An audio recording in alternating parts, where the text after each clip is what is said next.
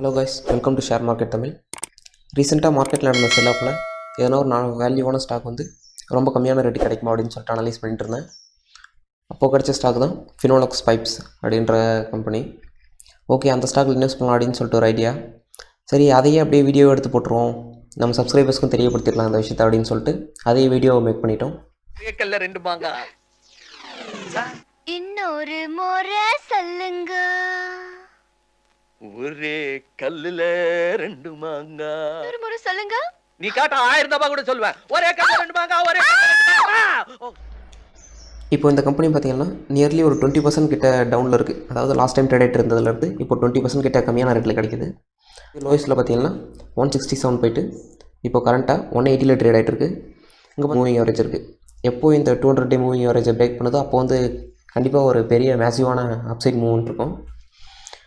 Suppose risk எடுக்க விரும்பாதவங்க இந்த 200 டே மூவிங் ஆவரேஜ் தாண்டினதுக்கப்புறம் மேபி ட்ரேட் பண்ணலாம்.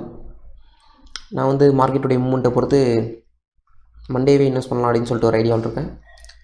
நம்ம சேனலில் போடுற வீடியோ பார்த்திங்கன்னா யாரையும் பை பண்ணணும் செல் பண்ணணும் அப்படின்னு சொல்கிறதுக்காக இல்லை, ஜஸ்ட் ஒரு எஜுகேஷனல் பர்பஸாக போடுறோம்.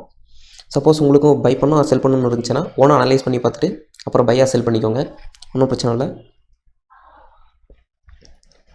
ஓகே, இப்போதைக்கு இதை சார்ட்டில் பார்த்துட்டோம். சார்ட்டில் எதுவும் பெருசாக இல்லை. சப்போர்ட் பார்த்திங்கன்னா ஒரு 3 டேஸாக ஒரு 180 சப்போர்ட் எடுத்துகிட்டு இருக்குது. ரெசிஸ்டன்ஸ் பார்த்திங்கன்னா 185 182 இந்த ரேஞ்சில் ரெசிஸ்டன்ஸ் இருக்குது. பார்ப்போம் மண்டே என்ன நடக்குதுன்னு. அப்படியே இதை வந்து ஸ்க்ரீனரில் போட்டு ஃபண்டமெண்டல் செக் பண்ணி பார்த்துடலாம். ஓகே, இதனுடைய மார்க்கெட் கேபிட்டல் பார்த்திங்கன்னா 11,000 crores கிட்ட இருக்குது. 11,100 crores கிட்ட இருக்குது மார்க்கெட் கேபிட்டல். கரண்ட் ப்ரைஸ் பார்த்திங்கன்னா 180, புக் வேல்யூ வந்து 55 இருக்குது. பிஇ ரேஷியோ 13 தான் இருக்குது. நல்ல வேல்யூ தான். ஓகே, ஆல்ரெடி சொல்லியிருந்த மாதிரியே தனியாக ஒரு கம்பெனியை பற்றி பார்க்குறத விட அதே செக்டரில் இருக்க மற்ற கம்பெனிஸோட கம்பேர் பண்ணி பார்க்கும்போது ரொம்ப ஈஸியாக இருக்கும். அந்த வகையில் பார்த்தோன்னா ஆஸ்ட்ரால் பைப்ஸ், சுப்ரீம் இண்டஸ்ட்ரீஸ் இந்த மாதிரி நிறைய இருக்குது. சரி, ஃபினோலெக்ஸ் இங்கே தேர்ட் ஒன்று இருக்க பாருங்கள். ஓகே, மற்ற கம்பெனியோட கம்பேர் பண்ணி பார்ப்போம். இங்கே தேர்ட் ஒன்றா இருக்குது பாருங்கள், ஃபினோலெக்ஸ். ஓகே, ஃபினோலெக்ஸோடைய கரண்ட் மார்க்கெட் ப்ரைஸ் 180 எல்லா சார்ட்லேயே பார்த்துருந்தது தான். பிஇ ரேஷியோ பார்த்துக்கோங்க 13 இருக்குது. அதே மற்ற கம்பெனிஸை கம்பேர் பண்ணும்போது இந்த ஆஸ்ட்ரால் பைப்ஸ் இதுதான் மார்க்கெட் கேபிட்டல் ரொம்ப அதிகமாக இருக்குது. இதனுடைய பிஇ ரேஷியோ பார்த்திங்கன்னா 84 இருக்குது. அதே சுப்ரீம் 23. இந்த மாதிரி இருக்கிறதே இந்த செக்டரில் கம்பேர் பண்ணி பார்க்கும்போது ஃபினோலெக்ஸ் பார்த்திங்கன்னா 13 இருக்குது. ஒரு நல்ல வேல்யூ தான். பிஇ ரேஷியோ பரவாயில்ல, பிஇ ரேஷியோ பிரமாதமாக இருக்குது. அதே டெப்ட்டு பார்ப்போம், கம்பெனியோடைய கடன் எவ்வளோ இருக்குது அப்படின்னு சொல்லிட்டு பார்த்திங்கன்னா 30 crores கிட்ட இருக்குது. அதுவே இதை கம்பெனியோட டெப்ட்டு பார்ப்போம், 30 crores கிட்ட இருக்குது. அதே டெப்ட் ஈக்விட்டி ரேஷியோ பார்த்திங்கன்னா 0.01 இருக்குது. அதாவது இந்த மார்க்கெட் கேபிட்டலில் கம்பேர் பண்ணும்போது எத்தனை பர்சன்டேஜ் அப்படின்னு சொல்லிட்டு போட்டிருக்காங்க, 0.01 சம்திங்கில் இருக்குது. அதுவே நமக்கு வந்து சேம் இந்த மார்க்கெட் கேபிட்டல் அளவுக்கே ஃபுல்லாக கடன் வச்சுருக்காங்க அப்படின்றபோது இங்கே இந்த இடத்துல டெப்ட் ஈக்விட்டி ரேஷியோ பார்த்திங்கன்னா இந்த இடத்துல 0.01 இருக்காது, அப்படியே எக்ஸாக்டாக 1 அப்படின்னு சொல்லிட்டு இருக்கும். 1 சொல்லிட்டுருக்குன்னா டெப்ட்டும் மார்க்கெட் கேபிட்டலும் ஈக்குவல் அப்படின்னு சொல்லிட்டு மீனிங். இதில் பார்த்திங்கன்னா 0.01 இருக்குது. ஓகே, கிட்டத்தட்ட பார்த்திங்கன்னா கடனே இல்லாத மாதிரி தான். ஜஸ்ட்டு 30 crores கடனே கிடையாது, அதாவது இந்த மார்க்கெட் கேபிட்டலுக்கு. நெக்ஸ்ட் அப்படியே ஏர்னிங் பர் ஷேர், ஒரு சிங்கிள் ஷேர் வந்து வருஷத்துக்கு 13 rupees கிட்ட ஏர்ன் பண்ணுது. அதாவது நம்ம 180 ரூபா கொடுத்து வாங்குகிற ஷேர் பார்த்திங்கன்னா 13 rupees கிட்ட ஏர்ன் பண்ணுது. அதுவே நம்ம இதே ஷேரை ஒரு 200 கிட்ட 240 கிட்ட ட்ரேட் ஆகிட்டு இருந்தது. அதுவே 240க்கு வாங்குற போது அதனுடைய ஏர்னிங்ஸ் பார்த்திங்கன்னா அதே 13 rupees தான் இருக்க போகுது. ஜஸ்ட்டு கொஞ்சம் முன்ன பின்ன இருக்கலாம், ஆனால் 13 rupees தான் இருக்குது. அதே நமக்கு இப்போ கம்மியான ப்ரைஸில் கிடச்சதுனால 13 rupeesன்றது ரொம்ப அதிகமான வேல்யூ. ஓகே, சேல்ஸ் பார்த்திங்கன்னா 6% 5 years, லாஸ்ட் 5 yearsல 6% கிட்ட சேல்ஸ் இருக்குது. ப்ராஃபிட் பார்த்திங்கன்னா 25%. இந்த கம்பெனிஸை கம்பேர் பண்ணும்போது ஓரளவுக்கு வேல்யூபிளான அமௌண்ட்டு தான். புக் வேல்யூவை கம்பேர் பண்ணும்போது 3 times கிட்ட இருக்குது. ஆஸ்ட்ரால்லாம் 20% கிட்ட அதிகமாக இருக்குது. Okay, sales okay. Profit after tax, அதாவது லாஸ்ட் 12 monthல எவ்வளோ ப்ராஃபிட் பண்ணியிருக்காங்க டேக்ஸ் போக அப்படின்னு சொல்லிட்டு. ப்ரொமோட்டருடைய ஹோல்டிங்ஸ் பார்த்திங்கன்னா 52% இருக்குது. நெக்ஸ்ட் ஏதாச்சும் ப்ளச் பண்ணியிருக்காங்களா? ப்ளச் பண்ணியிருக்காங்கன்னு பார்த்தா எதுவும் ப்ளச் பண்ண கிடையாது. டிவிடெண்ட் ஈல்டு பார்த்திங்கன்னா நல்லாவே இருக்குது, 1.11% இருக்குது. ஓகே, அப்படியே கீழே டவுன் சைட் போவோம். குவார்ட்டர்ஸ், அதாவது குவார்டர் ஆன் குவார்ட்டர் கம்பேர் பண்ணும்போது எவ்வளோ ப்ராஃபிட் பண்ணியிருக்காங்க அப்படின்றத பார்த்துருவோம். கீழே பாருங்கள் எவ்வளோ ப்ராஃபிட் பண்ணியிருக்காங்க அப்படின்னு சொல்லிட்டு.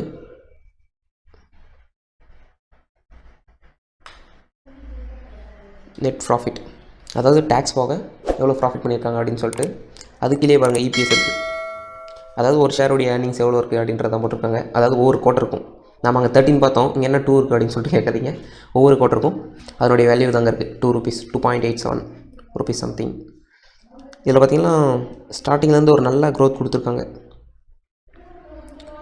இந்த கோவிடுக்கு அப்புறமா 55, அப்புறம் 120, 256, 270, 297, 247, 235. இந்த டிசம்பரில் மட்டும் லைட்டாக அடி வாங்கியிருக்கு. மேபி கரெக்ஷன் ஆகிடலாம், பார்ப்போம். சப்போஸ் உங்களுக்கு இதை அனலைஸ் பண்ணுறதுக்கான பிடிஎஃப் வேணும் அப்படின்னு சொல்லிட்டு நினச்சிக்கலாம் கேளுங்க. இல்லைனா நீங்களே கூட screener.in போய் சர்ச் பண்ணி பார்த்துக்கலாம், ஒன்றும் பிரச்சனை கிடையாது. இயர் ஆன் இயர் கம்பேர் பண்ணும்போது அதனுடைய ப்ராஃபிட் பாருங்கள், நல்லா மேசிவாக க்ரோத் ஆகிருக்கும். நெட் ப்ராஃபிட் இதே தான். நீங்கள் பாருங்கள் 45 ஆரம்பிச்சு 2015 தான் ஒரு நல்ல க்ரோத் இருந்திருக்கு. 45, 254, இந்த மாதிரி 300. அதுக்கப்புறம் கண்டினியூஸாக அவங்க ரொம்ப அதிகமான ப்ராஃபிட் பண்ணியிருக்காங்க. இங்கே பாருங்கள் லாஸ்ட்டாக, அதாவது 2021 728 crores வந்து ப்ராஃபிட் பண்ணியிருக்காங்க. அதாவது டேக்ஸ் எல்லாம் போக ஃபுல் இயருக்கு இவ்வளோ ப்ராஃபிட் பண்ணியிருக்காங்க. ஓகே, இதெல்லாம் பார்த்தாச்சு. எவ்வளோ ஹோல்டிங்ஸ் இருக்குது அப்படின்னு பார்த்துருவோம். இது அசட் அண்ட் லைபிலிட்டிஸ் எவ்வளோ இருக்குது, அசட் எவ்வளோ இருக்குது அப்படின்றது தான். நெக்ஸ்ட்டு எஃப்ஐஎஸ் டிஏ இவங்களுடைய டேட்டா பார்த்துடுவோம். ஓகே, ஃபஸ்ட்டில் இருக்கிறது எப்பவுமே ப்ரொமோட்டருடைய ஹோல்டிங் எல்லாமே 52.47 இருக்குது. ஓகே, எஃப்ஐஎஸ் பார்த்திங்கன்னா கண்டினியூஸாக இதில் பை பண்ண ஆரம்பிச்சிருக்காங்க. மார்க்கெட்டையே செல் பண்ணி கீழே தள்ளிட்டு இருக்க எஃப்ஐஎஸ் பார்த்திங்கன்னா அங்கே மட்டும் பை பண்ணியிருக்காங்கப்பா. இதை பார்க்குறதுக்கு ஒரு ஆச்சரியமாக இருக்குது. எஃப்ஐஎஸ் பார்த்திங்கன்னா அப்படியே பார்த்துருவாருங்க, எஃப்ஐஎஸ் எவ்வளோ செல் பண்ணிகிட்டு இருக்காங்க அப்படின்னு சொல்லிட்டு.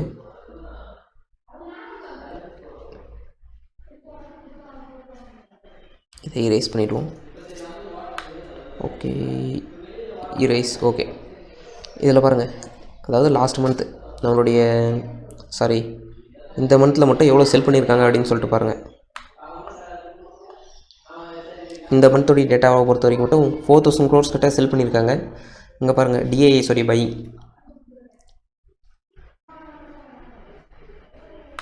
இது ஃபுல்லாக எஃப்ஐஎஸ், இந்த பக்கம் இருக்கிறது ஃபுல்லாக டிஏஎஸ்.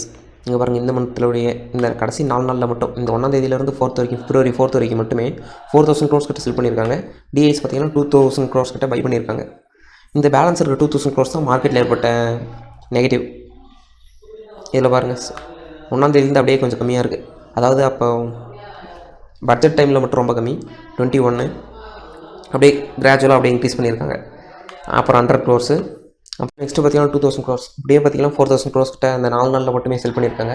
இப்படி வேறு லெவலில் செல் பண்ணிகிட்டு இருக்கவங்க பார்த்திங்கன்னா என்னுடைய ஃபினோலெக்ஸில் மட்டும் பை பண்ணியிருக்காங்க. ஒரு சில கம்பெனியில் பை பண்ணியிருப்பாங்க, மேபி அது இந்த ஃபினோலெக்ஸ்லேயும் இருக்குது. அதை நினச்சி நம்ம சந்தோஷப்பட்டுக்க வேண்டியது தான்.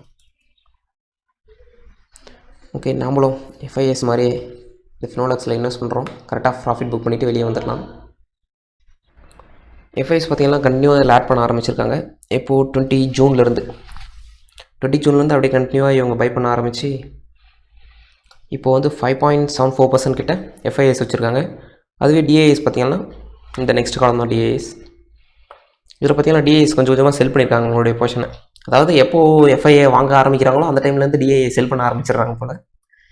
அதுக்குள்ளே பப்ளிக்ஸும் லைட்டாக செல் பண்ணியிருக்காங்க. பையிங் செல்லிங் ரெண்டும் கிட்டத்தட்ட சேமாக தான் இருக்குது. Next others. ஓகே, டிஏஎஸில் யார் யார் வச்சுருக்காங்க அப்படின்னு சொல்லிட்டு பார்ப்போம். நம்மளுடைய மியூச்சுவல் ஃபண்டு கம்பெனி அந்த மாதிரி வச்சுருப்பாங்க டிஏஎஸ்னால். அதில் யார் யார் வச்சுருக்காங்க அப்படின்னு சொல்லிட்டு பார்த்தோன்னா பாருங்கள், ஹெச்டிஎஃப்சிலையும் வச்சுருக்காங்க. நெக்ஸ்ட்டு டிஎஸ்பி ஸ்மால் கேப் ஃபண்ட்லேயும் இருக்குது. நெக்ஸ்ட்டு பார்த்திங்கன்னா L and T mutual fund, SBI small cap, Tata mutual fund, SBI ஃபண்ட்ஸே நிறைய இருக்கு போல். ஓகே, இந்த மாதிரி நம்மளுடைய இந்தியன் மியூச்சுவல் ஃபண்ட்ஸ் நிறைய பேர் ஹோல்ட் பண்ணிகிட்ருக்காங்க இந்த கம்பெனிஸை. எஃப்ஐஎஸும் நிறைய பேர் வாங்கியிருக்காங்க. இதுதான் ஷேர் ஹோல்டிங் பேட்டர்னில் யார் யார் வச்சுருக்காங்க, யார் யார் விற்றுருக்காங்க அப்படின்றது உங்களுக்கு தெரியும்.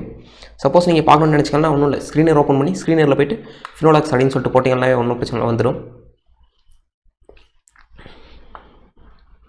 ஓகே, சார்ட் நம்ம அங்கேயே பார்த்துட்டோம், அதனால் இங்கே பார்க்க வேண்டிய அவசியம் இல்லைன்னு நினைக்கிறேன்.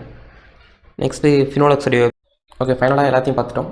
கம்பெனியுடைய ஃபண்டமெண்டல் எல்லாமே நமக்கு ஓரளவுக்கு புரிஞ்சிருக்கும். சப்போஸ் நீங்கள் ஃபினோலெக்ஸ் உடைய கம்பெனியை பற்றி இன்னும் டீட்டெயிலாக தெரிஞ்சுக்கணும் அப்படின்னு சொல்லி நினச்சிங்கன்னா டேரெக்டாக உங்களுடைய வெப்சைட்டுக்கே போய் பாருங்கள். finolexpipes.com அப்படின்னு சொல்லிட்டு இருக்கு பாருங்கள். இதுதான் அவங்களுடைய வெப்சைட்டு. ஓகே, இந்த வெப்சைட்டில் வந்து பார்த்தீங்கன்னா அவங்களுடைய ப்ராடக்ட்ஸ், அதாவது என்னென்ன ப்ராடக்ட்லாம் மேக் பண்ணுறாங்க அப்படின்னு சொல்லிட்டு இருக்கு. மோஸ்ட்லி எல்லாமே பைப்ஸ் அண்ட் அது ரிலேட்டடான ப்ராடக்ட்ஸ் தான் மேக் பண்ணிகிட்ருக்காங்க. ஓகே, சப்போஸ் நீங்கள் இந்த வெப்சைட்டில் இன்னும் நிறைய டேட்டா அனலைஸ் பண்ண அப்படின்னு சொல்லிட்டு நினச்சிங்கன்னா யூஸ் பண்ணிக்கோங்க. ஓகே, ஃபைனலாக வீடியோட எண்டு பண்ணிட்டோம். இந்த வீடியோ பிடிச்சிருந்தா லைக் பண்ணுங்கள். இந்த வீடியோ யாருக்கு யூஸ்ஃபுல்லாக இருக்குமோ அவங்களுக்கு ஷேர் பண்ணுங்கள். இது வரைக்கும் நம்ம சேனலை சப்ஸ்கிரைப் பண்ணி சப்போர்ட் பண்ணிட்டு இருக்க எல்லா சப்ஸ்கிரைபர்ஸ்க்கும் ரொம்ப நன்றி. சப்போஸ் நீங்கள் இன்னும் நம்ம சேனலை சப்ஸ்கிரைப் பண்ணலாம், மறக்காமல் சப்ஸ்கிரைப் பண்ணிக்கோங்க. அப்படியே நோட்டிஃபிகேஷன் ஆல் கொடுத்துக்கோங்க. அண்ட் தேங்க்யூ ஃபார் வாட்சிங்.